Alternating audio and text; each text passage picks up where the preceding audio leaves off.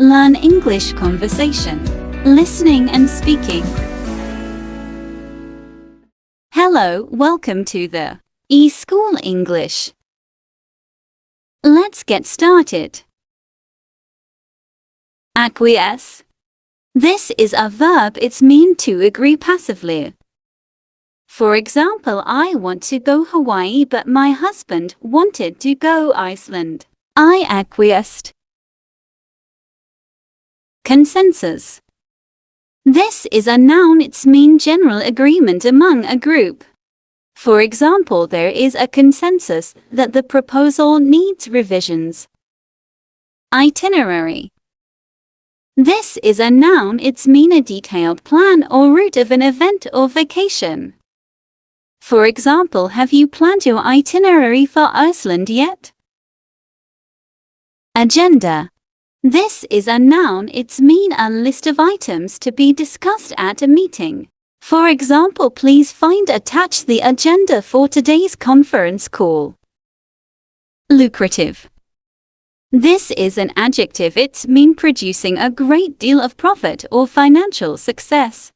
For example, photography isn't lucrative, but it's my passion. Contingency. This is a noun. It's mean a future event or circumstance which is possible but cannot be predicted with certainty. For example, we need a contingency plan in case of an emergency. Tangible. This is a noun. Real, something you can touch, show, or even experience. For example, we need tangible evidence to support our claims. Incentive. This is a noun, a thing that motivates or encourages one to do something. For example, I need my students an incentive to subscribe. Metrics.